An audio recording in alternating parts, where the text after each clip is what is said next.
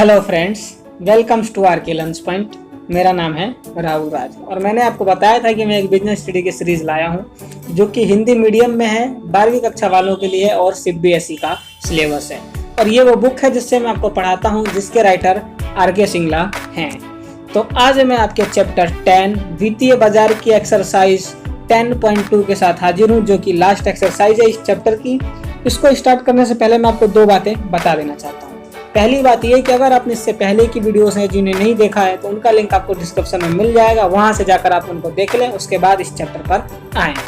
और दूसरी बात यह है कि अगर आप किसी भी चैप्टर्स के नोट्स लेना चाहते हैं, पढ़ना चाहते हैं, तो उसका लिंक भी आपको डिस्क्रिप्शन में मिल जाएगा, वहां से जाकर उनको डाउनलोड कर सकते हैं। ठीक है, हर एक चैप्टर्स के नोट हर एक चैप्टर की वीडियोस के डिस्क्रिप्शन में डले पड़े हैं, तो वहां से आप जाकर उनको ले सकते हैं। तो चलिए इस वीडियो को बिना किसी देर किए स्टार्ट करते हैं।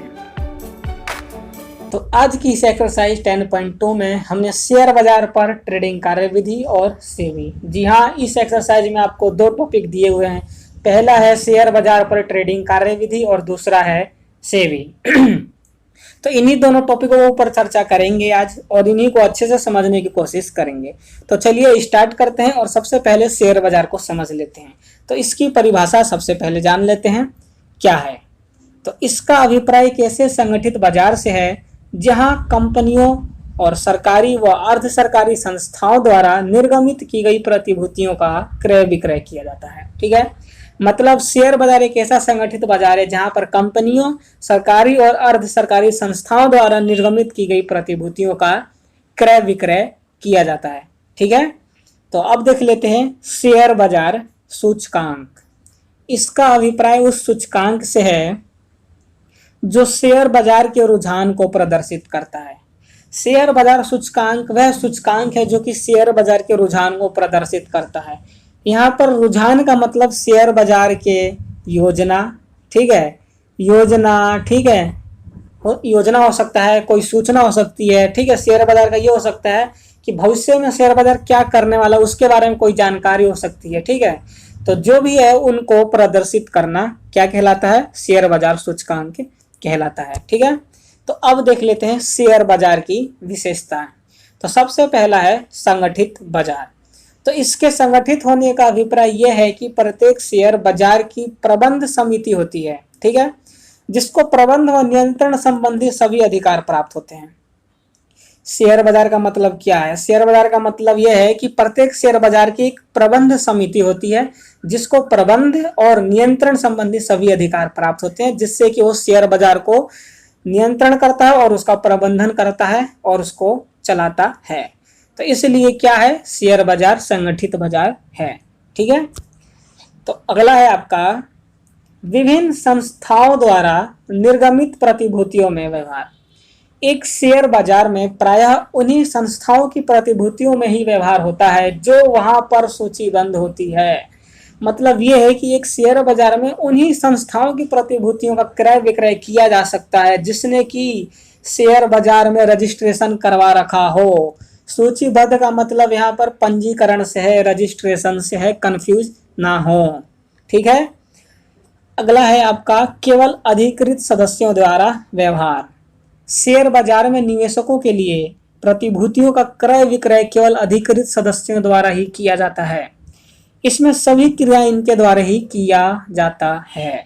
इसका मतलब यह है कि शेयर बाजार में जब भी निवेशकों को प्रतिभूतियों का क्रय विक्रय करना होता है तो वो स्वयं ही डायरेक्ट क्रय विक्रय नहीं कर सकते, क्योंकि उनको यह अधिकार नहीं है। ठीक है, जो क्रय विक्रय करने का अधिकार है वो शेयर बाजार ने कुछ सदस्यों को दिया होता है, जिनको कि अधिकृत सदस्य यहाँ पर बोला गया है। ठीक है, तो शेयर बाजार ने उन लोगों को अधिकार दे रखा है कि वो निवेशकों के लिए प्रतिभूतियों का क्रय विक्रय करेंगे या कर सकते हैं। ठीक है, तो अब जब भी निवेशकों को प्रतिभूतियों का क्रय विक्रय करना होगा तो वो क्या करेंगे?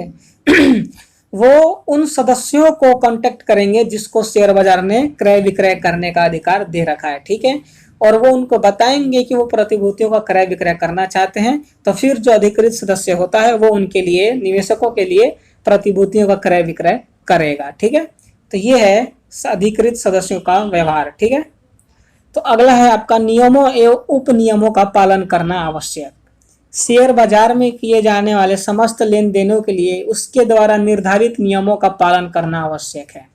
अगर आप शेयर बाजार में कोई भी लेन देन करना चाहते हैं तो जो शेयर बाजार ने नियम निर्धारित कर रखे हैं उनका पालन करना आवश्यक है। अगर आप किसी भी नियम का पालन नहीं करते, उल्लंघन करते हैं, तो आप वहां से लेन देन नहीं कर सकते और आपका जो लाइसेंस है शेयर बाजार से मिला हुआ उसको शेयर बाजार रद्द कर सकती है, कैंसल कर सकती है। ठीक है, तो इसलिए शेयर बाजार के नियमों का पालन करना बहुत आवश्यक है अगर आप इससे जुड़ा रहना चाहते हैं तो ये हमने शेयर बाजार की कुछ विशेषताएं देख ली। अब देख लेते हैं कि शेयर बाजार के कार्य क्या हैं।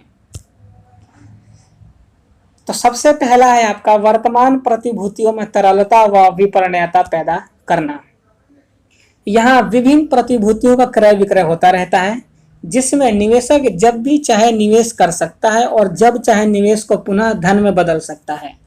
प्रतिभूतियों में व्यवहार के लिए बाजार का तैयार होना उसकी विपणनीयता को बढ़ाता है और धन के निवेश में तरलता पैदा करता है। ठीक है, इसका मतलब यह है कि जो शेयर बाजार है यहाँ पर तो हमेशा प्रतिभूतियों का क्रय विक्रय चलता रहता है। ठीक है, जिसमें निवेशक जब भी चाहे वो निवेश कर सकता है और जब चाहे अपने निवेश को दोबारा से कैंसिल कर सकता है या धन में वापस बदल सकता है। ठीक है, तो प्रतिभूतियों में व्यवहार के लिए, जब प्रतिभूतियों में व्यवहार के लिए अगर बाजार तैयार रहे, ठीक है, प्रतिभूतियों में व्यवहार के लिए मतलब प्रतिभूतियों का क्रय विक्रय करने के लिए जब बाजार तैयार होता है तो उससे क्या होता है, उससे बाजार की विपणनीयता यानी कि मार्केटेबिलिटी का क्षमता बढ़ता है। ठीक है, मार्केटेबिलिटी की जो क्षमता होती है उसकी बढ़ती है, विपणनीयता क्षमता बढ़ती है और धन के निवेश में तरलता पैदा होती है। यहाँ पर तरलता इसलिए पैदा होती है क्योंकि यहाँ पर लगातार क्रय विक्रय चलता रहता है। ठीक है, इससे पिछली एक्सरसाइज में मैंने आपको बताया था कि यहाँ पर तरलता क्यों बनी रहती है, क्योंकि यहाँ पर हमेशा हर एक प्रतिभूति के क्रेता और विक्रेता उपस्थित रहते हैं जिससे कि तरलता इसमें बनी रहती है। तो वही बात यहाँ पर भी है। ठीक है, धन के निवेश में तरलता बनी रहती है। ठीक है, मैं आशा करता हूँ आपको समझ में आ रहा होगा। अगला है आपका प्रतिभूतियों का मूल्य निर्धारण। यहाँ मांग पूर्ति की शक्तियां स्वतंत्रता से काम करती हैं जिससे प्रतिभूतियों का मूल्य निर्धारित होता है या होते हैं। अब क्या होता है, शेयर बाजार में प्रतिभूतियों का मूल्य निर्धारण कैसे होता है? तो शेयर बाजार में जो मांग पूर्ति की शक्तियां होती हैं वो स्वतंत्र रूप से काम करती हैं। ठीक है, जिससे क्या होता है, जिससे प्रतिभूतियों का मूल्य निर्धारित होता है। अगर आप इकोनॉमिक्स पढ़ते हैं तो उसमें आपने मांग पूर्ति अच्छे से पढ़ा होगा और मैं आशा करता हूँ आपको समझ में आ रहा होगा मैं क्या कह रहा हूं। ठीक है, तो अगला है आपका व्यवहारों की सुरक्षा। ये निवेशकों के हितों की सुरक्षा का पूरा प्रबंध करते हैं। इसके लिए नियम व उपनियम तैयार किए जाते हैं जिसका पालन वहां व्यवहार करने वाले सभी सदस्यों को करना होता है। इनका उल्लंघन करने पर सदस्यता समाप्त कर दिया जाता है। अब क्या होता है, यहाँ पर निवेशकों के हितों की सुरक्षा करने के लिए कि निवेशकों के साथ कोई फ्रॉड ना हो या कोई धोखाधड़ी ना हो जाए। ठीक है, इसकी सुरक्षा के लिए पूरा प्रबंध करता है शेयर बाजार। ठीक है, इनके लिए वो नियम और कुछ उपनियम तैयार करता है जो कि पालन करना होता है, जिसको कि वहां पर जो भी व्यवहार करने वाला होता है, मतलब जो भी निवेश क्रय विक्रय करने वाले होते हैं उनको इन सभी नियमों उपनियमों का पालन करना होता है। ठीक है, अगर वो इनका उल्लंघन करते हैं तो क्या होगा, इससे उनकी सदस्यता छीन ली जाएगी, फिर वो कभी भी शेयर बाजार से प्रतिभूतियों का क्रय विक्रय नहीं कर पाएंगे। तो इसलिए यहाँ के जो नियम और उपनियम होते हैं उनका पालन करना बहुत आवश्यक होता है, जो कि ये बात अभी हमने पीछे इसकी विशेषता में भी पढ़ी थी। ठीक है, तो चलिए आगे चलते हैं। अगला है आपका आर्थिक विकास में योगदान। शेयर बाजार प्रतिभूतियों में तरलता का गुण पैदा करता है जिससे निवेशकों को दो लाभ होते हैं। पहला, प्रतिभूतियों के बाजार भाव में परिवर्तन का लाभ उठा सकते हैं और दूसरा, उन्हें बाजार भाव पर कभी भी बेचा जा सकता है। शेयर बाजार इन लाभों द्वारा लोगों को निवेश करने के लिए प्रेरित करता है जिससे आर्थिक विकास संभव होता है। मतलब ये है कि जो शेयर बाजार है वो आर्थिक विकास में योगदान कैसे देता है, तो योगदान ऐसे देता है, जो शेयर बाजार होता है वो प्रतिभूतियों में तरलता का जो गुण होता है ना उसको पैदा करता है। ठीक है, इससे क्या होता है, इससे कि निवेशकों को दो लाभ होते हैं। पहला लाभ यह है कि वो प्रतिभूतियों के बाजार में जो भी भाव बदलते हैं, जैसे कि पहले कोई प्रतिभूति 4 रुपए की थी अब 2 रुपए की हो गई, तो जो निवेशक है वो फटाफट खरीदना चाहे तो वो 2 रुपए में खरीद सकता है। ठीक है, मतलब जो प्रतिभूति पहले महंगी थी अगर वो अब सस्ती हो गई तो अगर उसे कोई खरीदना चाहे तो तुरंत उसे खरीद सकता है। ठीक है, और दूसरा लाभ ये है कि उन्हें बाजार भाव पर कभी भी बेचा जा सकता है। मान लीजिए उसने 4 रुपए की प्रतिभूति थी जो उसने 2 रुपए में खरीद ली सस्ते होने के कारण, और जब वो बाजार में बेचना चाहे, जब मतलब वो तब बेचना चाहेगा जब उसके रेट बढ़ जाए। सीधी सी बात है, जिसने लाभ कमाना है वो तो जब ही बेचेगा जब उसकी कीमत बढ़ जाए। तो वो जब बाजार में उस प्रतिभूति की कीमत बढ़ जाए तो वो उस बाजार में बाजार भाव पर बेच सकता है, जिससे कि उसको लाभ होता है। ठीक है, अधिकतर जो भी होते हैं निवेशक वो इसीलिए प्रतिभूतियों का क्रय विक्रय करते हैं, किस लिए? लाभ कमाने के लिए। ठीक है, जैसी मार्केट में प्रतिभूतियों का मूल्य कम होता है तो वो खरीद लेते हैं, और जैसी प्रतिभूतियों का मूल्य बढ़ जाता है तो वो उसको बेच देते हैं। ठीक है, तो क्या होता है कि इन लाभों द्वारा लोग प्रेरित होते हैं। तो जो ये लाभ होता है ना, इनको इस लाभ से लोग प्रेरित होते हैं। किसके लिए प्रेरित होते हैं? निवेश करने के लिए प्रतिभूतियों में। ठीक है, और जब वो निवेश करते हैं तो उससे क्या होता है? उससे आर्थिक विकास संभव हो पाती है। जो शेयर बाजार है वो आर्थिक विकास में योगदान दे पाता है। ठीक है, तो अगला है समता संस्कृति का फैलाव। शेयर बाजार अपनी सूचीबद्ध कंपनियों के संबंध में सभी सूचनाएं प्रकाशित कर देता है, जिससे लोगों का मार्गदर्शन होता है। परिणामतः अंशधारी लगातार बढ़ रहे हैं या बढ़ते हैं। समता संस्कृति का फैलाव। ठीक है, इसका मतलब यह है कि जो शेयर बाजार होता है वो सूचीबद्ध, यानी कि शेयर बाजार में जितनी भी कंपनियां रजिस्टर्ड हैं उन कंपनी की सभी सूचनाएं वो प्रकाशित कर देता है, जिससे कि लोगों को कोई भ्रम ना हो, किसी से धोखाधड़ी के चक्कर में ना फंसे। इससे लोगों का क्या होता है? मार्गदर्शन होता है। ठीक है, और जब लोगों का मार्गदर्शन होता है, उनको अच्छा लगता है, धोखाधड़ी नहीं होता है, तो क्या होते हैं कि वो इसकी तरफ ज्यादा आकर्षित होते हैं, शेयर बाजार की तरफ ज्यादा रुचि लेते हैं, इसमें ज्यादा निवेश करते हैं। तो इससे क्या होता है कि लगातार अंशधारी इसमें बढ़ते हैं, निवेशक बढ़ते हैं। तो इससे क्या होता है? समता संस्कृति का फैलाव होता है, कि जो संस्कृति बनी हुई है ना, संस्कृति का मतलब तो आप जानते होंगे, जो पहले से चलता हुआ आ रहा है वही आगे बढ़ाना, उसको संस्कृति कहते हैं। ठीक है, तो वही बात यहाँ पर है। उसमें क्या होता है कि धीरे धीरे जो यहाँ पे निवेशक अंशधारी है वो बढ़ते रहते हैं, तो जो शेयर बाजार है वो आगे अपनी संस्कृति को फैलाता चला जाता है। तो अगला है सट्टे की सुविधा उपलब्ध कराना। जब प्रतिभूतियों का क्रय लाभ कमाने के उद्देश्य से किया जाता है तो इसे सट्टा कहते हैं। ठीक है, सट्टे का मतलब आप बहुत अच्छे से जानते होंगे, खेलते भी होंगे। आईपीएल तो बहुत चलता है, आईपीएल में सट्टा आपने सुना भी होगा, मैं आशा करता हूँ जानते भी होंगे, और आप समझ भी गए होंगे कि मैं क्या कहना चाहता हूँ। तो जो निवेशक होते हैं कि जो प्रतिभूतियों का क्रय और विक्रय लाभ कमाने के उद्देश्य से करते हैं तो इसे क्या कहते हैं? इसको सट्टा कहते हैं। ठीक है, संबंधित अधिनियम के प्रावधानों में ऐसा करने की अनुमति दी जाती है। शेयर बाजार से कुछ संबंधित अधिनियम बना रखे हैं, उनके प्रावधानों में सट्टे की अनुमति दी जाती है, जिससे सट्टा यहाँ पर खेल सकते हैं, लगा सकते हैं। ठीक है, तो आगे चलते हैं। तो यहाँ पर आपके शेयर बाजार के कार्य खत्म हो गए। मैं आशा करता हूँ कि आपको समझ में आया होगा। ठीक है, अगर आपको कुछ भी समझ में ना आए तो कमेंट करके जरूर बताओ, मैं आपको दोबारा से अच्छे से समझाने की कोशिश करूंगा। ठीक है, तो अब देख लेते हैं आपका शेयर बाजार पर ट्रेडिंग कार्यविधि। इसकी कार्यविधि क्या है? ट्रेडिंग कार्यविधि। ठीक है, तो पहला है ब्रोकर का चयन। अगर आप शेयर बाजार पर कार्यविधि करना चाहते हैं, ट्रेडिंग यानी व्यापार कार्यविधि करना चाहते हैं, तो सबसे पहले आपको ब्रोकर का चयन करना होगा। अब ये ब्रोकर क्या होता है तो अभी बताते हैं क्या होता है ब्रोकर। तो स्टॉक एक्सचेंज पर प्रतिभूति का क्रय विक्रय करने के लिए सर्वप्रथम सेबी द्वारा पंजीकृत ब्रोकर का चयन किया जाता है। ब्रोकर का मतलब आप जैसे एजेंट मान जानते होंगे, एजेंट कह सकते हैं ब्रोकर। जब आप शेयर बाजार में प्रतिभूतियों का क्रय विक्रय करना चाहते हैं तो उसके लिए सबसे पहले आपको एक एजेंट का चयन करना चाहता है कि आप किसके माध्यम से ये खरीदना बेचना कर सकते हैं, क्रय विक्रय प्रतिभूतियों का करना चाहते हैं। ठीक है, दूसरा पॉइंट, डिपॉजिटरी के पास डीमैट खाता खोलना। आजकल प्रतिभूतियों में होने वाले सभी व्यवहार ऑनलाइन व पेपर रहित होते हैं। इसे संभव बनाने के लिए एक डीमैट खाता का खोला जाना जरूरी है। ठीक है, आपको पता है कि आजकल इंटरनेट का माध्यम है, जो पेपर है ये सारे पेपर बंद हो चुके हैं, जो भी काम हो रहे हैं आजकल सारे ऑनलाइन हो रहे हैं। ठीक है, तो इसके लिए क्या किया जाता है, इसके लिए एक डिपॉजिटरी के पास डीमेट खाता खोला जाता है। डीमेट खाता क्यों खोला जाता है, क्योंकि जब भी आप किसी भी प्रतिभूति का क्रय विक्रय करते हैं तो वहां पर आपको कैश में पेमेंट नहीं करना होता है। ठीक है, वो आपके सीधा अकाउंट से पैसे काटते हैं और जब प्रतिभूतियों को आप बेचेंगे तो सीधा आपके अकाउंट में पैसे आ जाते हैं। ठीक है, तो इसीलिए यहाँ पर डीमेट खाता खोला जाता है। ठीक है, और तीसरा है आपका आदेश देना। जब आपने ब्रोकर का चयन कर लिया, ठीक है, डीमेट खाता खुलवा लिया, तो उसके बाद आप आदेश दे सकते हैं। क्या दे सकते हैं आदेश, वो देखते हैं। डीमेट खाता खुल जाने के बाद ब्रोकर को प्रतिभूतियों के क्रय का आदेश दे सकते हैं।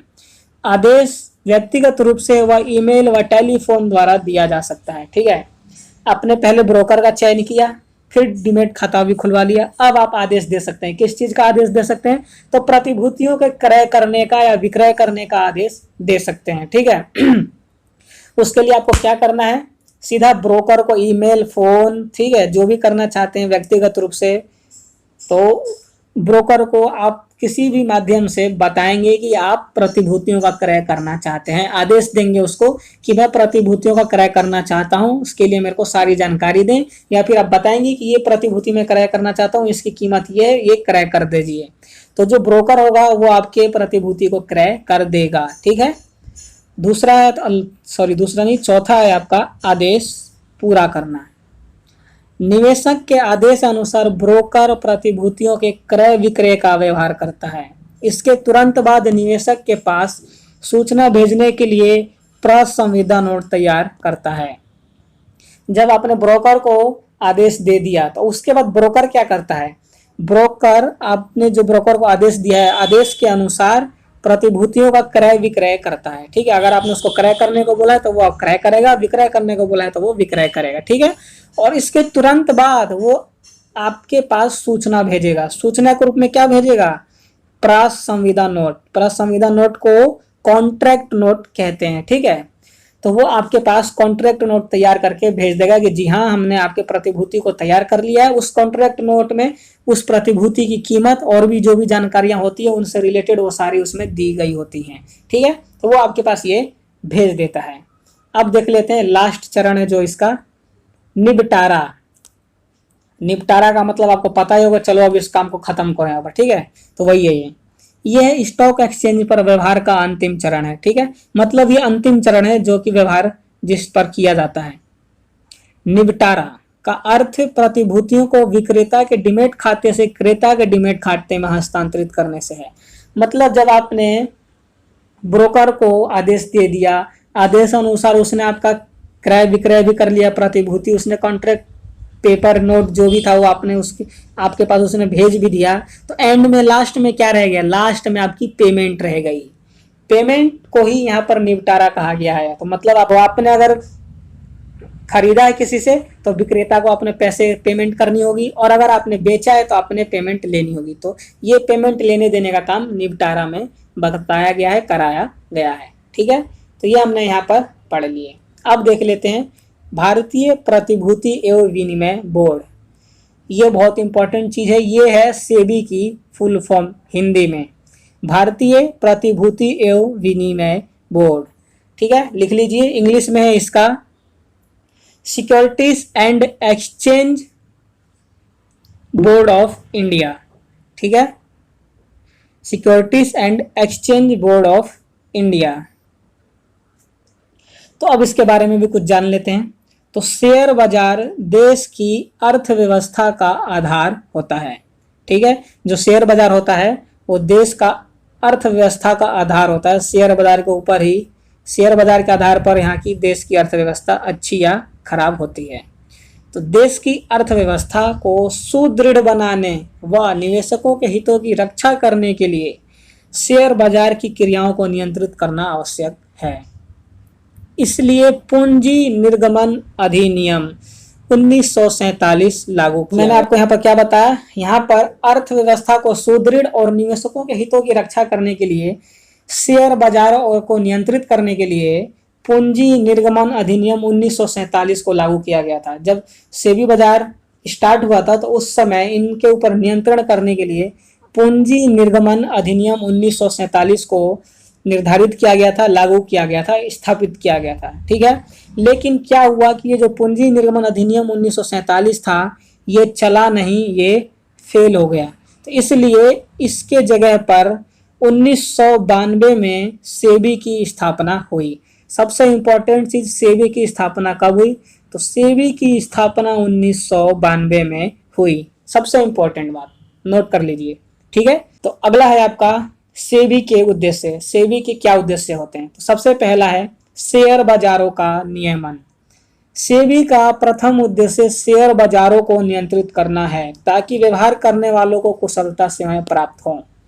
जो सेबी का सबसे पहला उद्देश्य वो ये है कि वो शेयर बाजार को नियंत्रित करे ताकि जो भी यहाँ पर व्यवहार हो उनको कुशलता पूर्वक सेवाएं प्राप्त हों। ठीक है, जो भी व्यवहार करने वाले हों उनको कुशलता पूर्वक सेवाएं प्राप्त हो सके।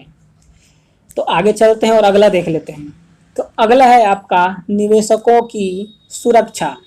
निवेशकों की सुरक्षा करना अति आवश्यक है। निवेशकों के हितों की सुरक्षा का अर्थ इन्हें कंपनियों द्वारा दी जाने वाली गलत सूचनाओं से बचाना व भुगतान के जोखिम को कम करना आदि है।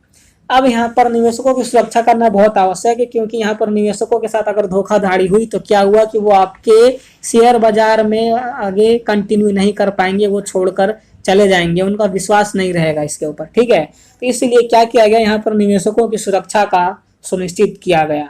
और निवेशकों के हितों की सुरक्षा के लिए यहाँ पर जो कंपनी होती है जो कि गलत सूचना देती है, ठीक है, निवेशकों को, उससे यहाँ पर बचाने के लिए और भुगतान यानी पेमेंट करने के जोखिम को कम करने के लिए निवेशकों की सुरक्षा को यहाँ पर सुनिश्चित किया गया। ठीक है, जिससे निवेशकों के साथ कोई भी गलत कार्य ना हो पाए। तो अगला है आंतरिक ट्रेडिंग को रोकना। इसका अभिप्राय कंपनी की गुप्त जानकारी रखने वालों द्वारा उसका लाभ उठाने के लिए प्रतिभूतियों का क्रय विक्रय करना है। इससे आम निवेशकों के हितों को ठेस पहुंचती है।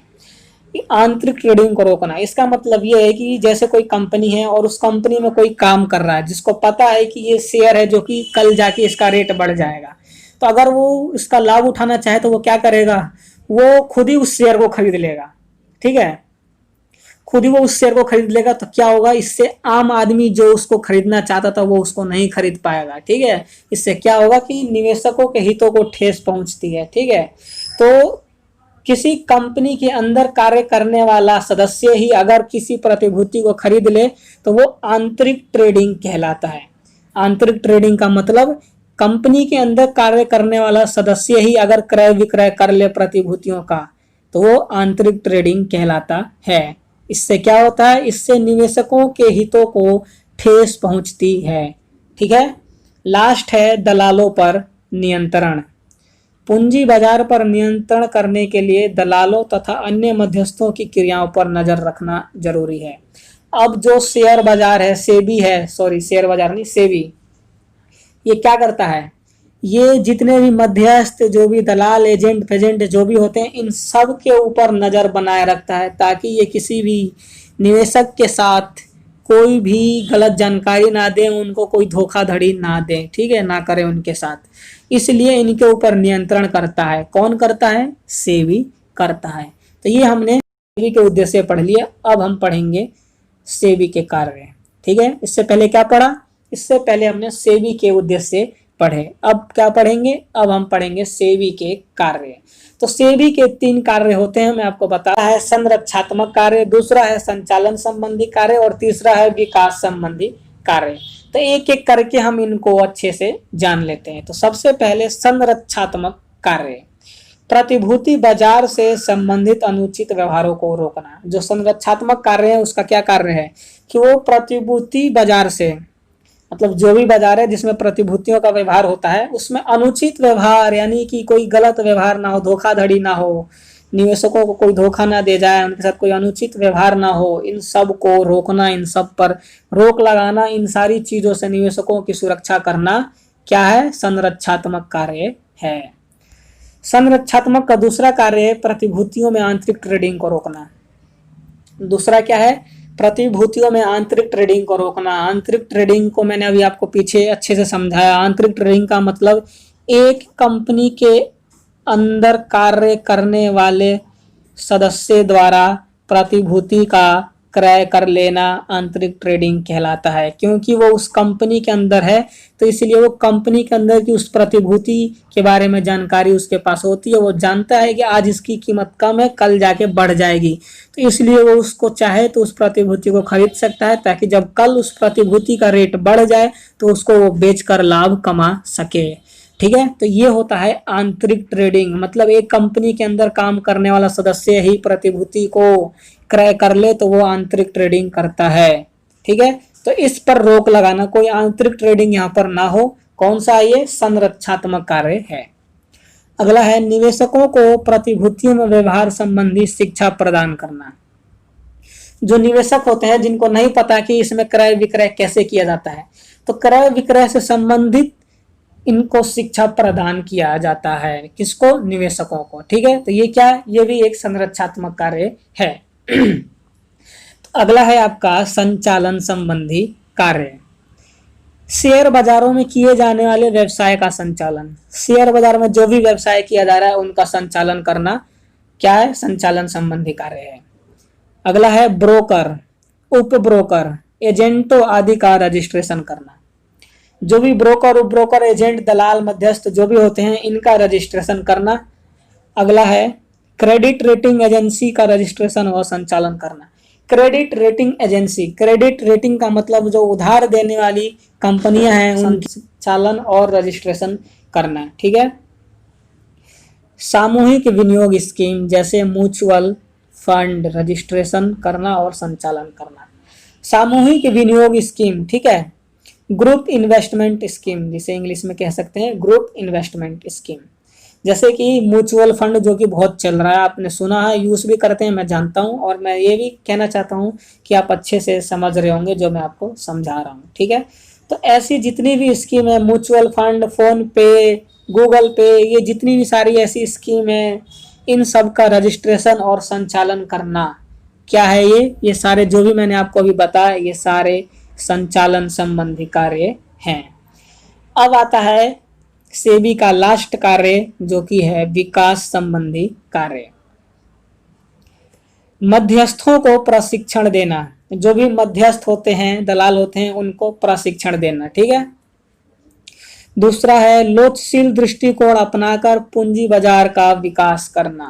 ठीक है, लोचशील दृष्टिकोण अपनाकर, लोचशील का मतलब आपको मैंने पहले भी चैप्टर में बताया है, जिसे हम बदल सकें। अगर आगे चल के उसमें परिवर्तन करने की आवश्यकता हुई तो हम उसको परिवर्तित कर सकें, इसे कहते हैं लोचशील।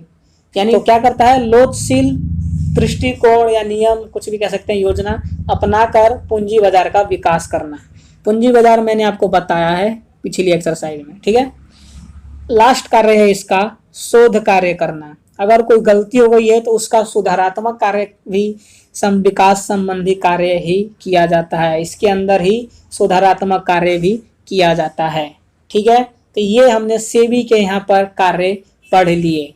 ये आपका एक्सरसाइज और ये 10वां चैप्टर यहीं पर समाप्त होता है। मैं आशा करता हूँ कि आपको अच्छे से समझ में आया होगा। अगर आपको कुछ समझ नहीं आया है तो आप कमेंट करके बता सकते हैं। तो अगर आप हमारे इस चैनल के साथ जुड़े रहना चाहते हैं तो हमारे चैनल को सब्सक्राइब कर ले, बेल आइकन को प्रेस कर ले, ताकि जब भी मैं वीडियो को अपलोड किया करूं तो सबसे पहले उसका नोटिफिकेशन आप तक पहुंच सके और आपसे कोई भी वीडियो मिस ना हो। और अगर आपको कोई भी प्रॉब्लम आए, कुछ समझ में ना आए, तो आप कमेंट करके ज़रूर बताएं कि आपको क्या प्रॉब्लम आ रही है, जो मैं बताना चाह रहा हूँ समझ पा रहे हैं, नहीं समझ पा रहे, कुछ समझ में आ रहा है या नहीं आ रहा है। वीडियो कैसी लगी, अच्छी या बुरी, जो भी है कमेंट करके ज़रूर बताएं। और अपने दोस्तों के साथ शेयर जरूर करें। अगर जो भी है बिजनेस स्टडी हिंदी मीडियम में पढ़ना चाहते हैं तो एक शेयर से आपकी किसी की ज़िंदगी बदल सकती है। एक शेयर जरूर कर दें और लास्ट में एक लाइक तो बनता है। अगर आपको वीडियो अच्छी लगी हो, समझ में आई हो तो ठीक है, नहीं आई हो तो भी कर देना, क्योंकि एक लाइक से आपका क्या जाता है। तो चलिए आज की वीडियो में बस इतना ही। मैं अगली वीडियो में आपके अगले चैप्टर के साथ दोबारा से हाजिर होऊंगा। तब तक के लिए